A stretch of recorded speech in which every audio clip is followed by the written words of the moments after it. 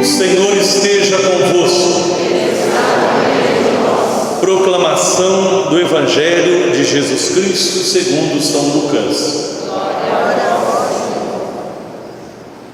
Naquele mesmo dia, o primeiro da semana, 2 dos discípulos de Jesus iam para um povoado chamado Emaús, distante 11 quilômetros de Jerusalém. Conversavam sobre todas as coisas que tinham acontecido. Enquanto conversavam e discutiam, o próprio Jesus se aproximou e começou a caminhar com eles. Os discípulos, porém, estavam como que cegos e não o reconheceram. Então Jesus perguntou: o que ides conversando pelo caminho? Eles pararam com o rosto triste, e um deles, chamado Cleofas, lhe disse: tu és o único peregrino em Jerusalém que não sabe o que lá aconteceu nesses últimos dias? Ele perguntou: o que foi?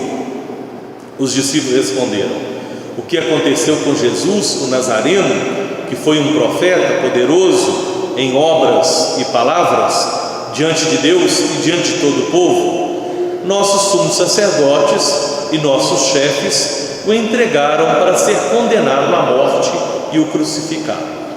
Nós esperávamos que ele fosse libertar Israel, mas apesar de tudo isso, já faz 3 dias que todas essas coisas aconteceram.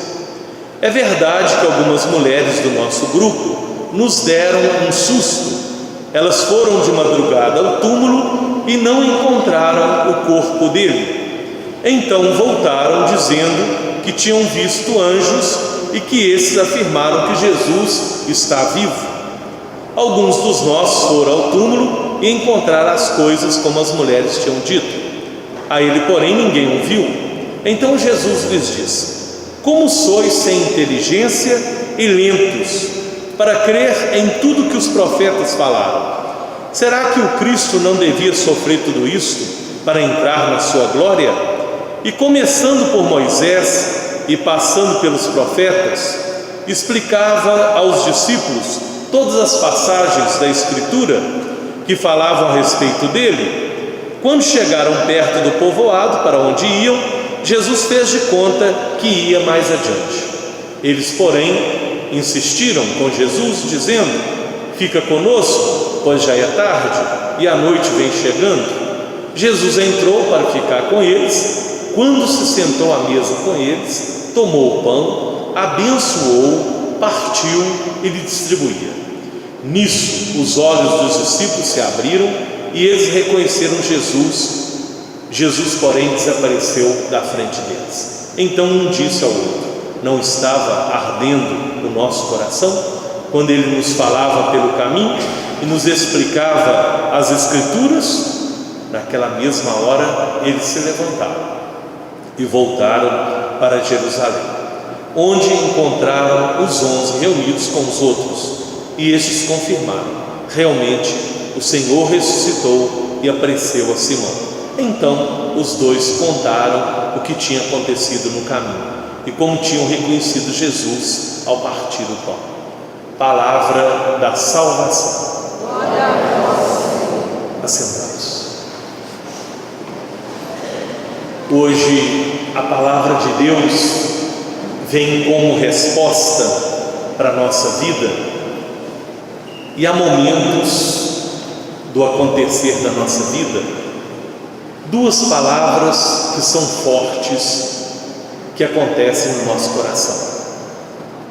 A primeira palavra: inquietação.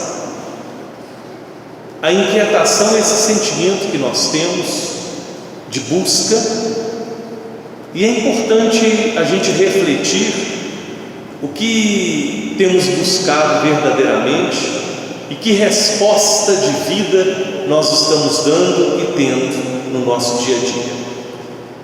Nesta inquietação, nós precisamos fazer uma experiência pessoal com Jesus. Ninguém pode fazer por nós. É algo que precisa ser feito por nós. Cada um, individualmente, deve fazer essa experiência de Deus. E é impossível amar a Deus se não fizer essa experiência pessoal. São todas essas indagações da vida, no sentido de crise que às vezes nos abate. Por que eu nasci? O que eu estou fazendo nesse mundo? Como que está a minha vivência? Por que eu nasci nesta família e não em outra? O que a partir de agora eu tenho que construir? As pessoas que entram na minha vida, a minha responsabilidade. Sou casado, sou solteiro, o meu filho, a minha filha, meus pais, minha mãe, meu pai. Então, é um momento muito sério. E quando acontecem esses momentos de inquietação, são momentos muito ricos, são momentos que verdadeiramente nós estamos vivendo, porque tem que ocorrer isso em nós. A nossa vida tem que passar por tudo isso, até para a gente dar uma resposta positiva para Deus. E é isso que a palavra de Deus hoje está nos dizendo. Nós temos que acreditar. E como que Deus está presente na nossa vida, como que o tempo todo esta história tão bonita de Jesus morrer na cruz por todos nós, por mim, por você, é o significado que Deus nos ama profundamente. A segunda palavra que às vezes pode assim nos pegar de uma forma muito séria é a palavra medo. E quem vive com medo, vive pela metade. Você pode ter certeza. Viver com medo é viver uma vida pela metade. E olha, toda a palavra de Deus hoje está nos dizendo: pare com esse sentimento. Tenha fortaleza, acredite, tenha fé, porque é muito ruim viver o medo. Medo de ser feliz, medo de perdoar, medo de amar, medo de ser solidário, porque nós vamos arrumando tantas justificativas para tudo, pelo nosso jeito de ser medroso, medo de ofertar a vida em todos os sentidos. Como que isso nos abate? Como que isso traz na nossa vida esse grande pensamento pequeno, às vezes, como Jesus aqui usa a palavra. Jesus foi até muito caridoso com os dois discípulos. Vocês estão sem inteligência, mas aí Jesus fala: vocês estão lentos. E às vezes o viver com medo é viver lentamente. Então nós precisamos de mais esperteza, nós precisamos de mais envolvimento na nossa vida. O que me põe medo hoje? Eu tenho medo de quê? Medo de morrer? Todo mundo vai morrer, então é um trabalho que nós temos que fazer. Medo de quê? O que hoje me aprisiona? Por que eu tenho tanto medo de tantas circunstâncias na vida? Então, este medo está te tornando uma pessoa pela metade, e não é isso que a gente deve viver. Nós temos que ser pessoas corajosas, pessoas destemidas. Você tem um Deus que morreu por você. Nós temos um Deus que é amor, que nunca nos abandona. É um Deus que é fiel, é um Deus que é fortaleza. É para isso mesmo. Por isso que nós estamos aqui na igreja, buscando diante de Deus essa força. E é por isso que hoje essa palavra tão bonita do Santo Evangelho vem mostrar para nós, nesse caminhar desses dois homens, discípulos de Emaús. Primeiro, eles começam caminhando sem força de viver, se sentindo enganados, tristes, comentando a tristeza. E é muito interessante que Deus entra na história desses dois homens. E quando Deus entra, é muito interessante que Deus revoluciona. E é assim Deus na sua vida. Por isso que nós temos que estar abertos a Deus. Porque às vezes a gente pede milagre na vida da gente, a gente reza para Deus nos ajudar. Mas quando Deus entra na nossa vida, o nosso Deus é um Deus revolucionário. E muitas vezes você tem que mudar radicalmente. E foi isso que aconteceu com os discípulos. Eles estavam caminhando, mas só que era um caminhar de cabeça baixa, tristes, sem sentido para a vida, e eles não reconhecem Jesus. Por quê? O fechamento, a tristeza que fecha para Deus. Então é interessante a nossa vida, todos esses sentimentos de crise que nós entramos, essa tristeza muitas vezes nos coloca abaixo da vida, no sentido assim do medo, de tantos outros sentimentos, e acaba que a gente não enxerga a presença de Deus no nosso dia a dia. Aí Jesus começa a conversar com esses dois homens e fala sobre a palavra, explica a respeito do sofrimento, porque a gente percebe aqui que os dois discípulos pensavam que Deus nunca ia sofrer. Por que Deus sofre?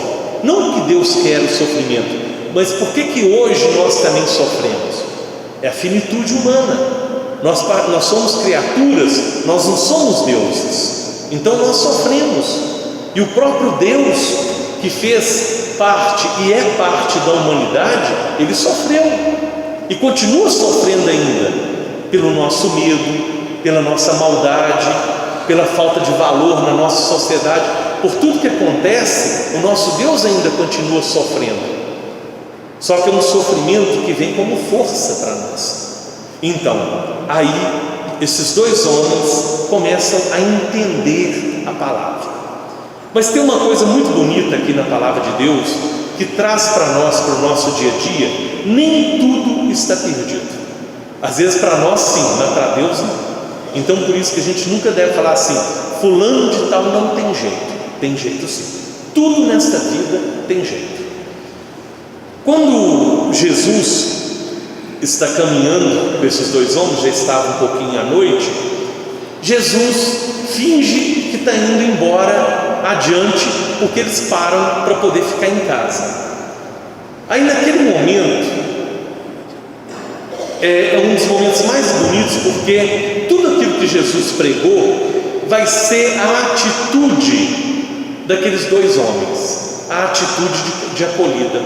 Aí eles falam para Jesus. Até então eles não estavam sabendo que era Jesus. Aí eles falam assim: fica conosco, pois já é tarde e a noite vem chegando. Mostrando para nós a presença de Deus no nosso meio. Fica conosco. E é diante do medo da vida, diante de qualquer circunstância da nossa vida, deve ser essa frase dita pela nossa boca: fica conosco, Senhor. E é muito interessante que Jesus fica com eles. E como que eles vão descobrir que é Jesus? Aí Jesus entra, põe-se à mesa e Jesus começa a partir o pão. É naquele momento da fração do pão que eles descobrem aquela atitude, o jeito de Jesus. Aí eles sentem a presença de Jesus. No momento que eles descobrem que era Jesus, e Jesus vai embora, e eles voltam para Jerusalém para poder dizer à comunidade que Jesus tinha ressuscitado verdadeiramente. Então toda essa palavra de Deus hoje é uma palavra para nos mostrar essa atitude nossa de confiança, uma atitude que a gente nunca está sozinho, uma atitude que nós temos que tirar do nosso coração o medo. Hoje, nesse domingo, o que me amedronta? O que verdadeiramente na minha vida me coloca uma pessoa menos, uma pessoa que tem medo da vida? O que eu preciso vencer nessa vida? Doar mais, confiar mais, doar mais, acreditar mais, partir o pão, ser como os dois discípulos, acolher mais as pessoas, viver tudo isso que Deus tem nos colocado. Então, que cada um faça a resposta à sua vida, nessa oportunidade tão bonita que nós estamos tendo, o terceiro domingo de Páscoa, esse tempo de acreditar na vida, acreditar na ressurreição, é ter esperança. Então, que o medo saia do nosso coração e aconteça de verdade a coragem de viver, porque a vida é uma só e passa depressa. Como está passando depressa? Então a gente precisa viver verdadeiramente com muita coragem. Louvado seja sempre o Cristo Jesus.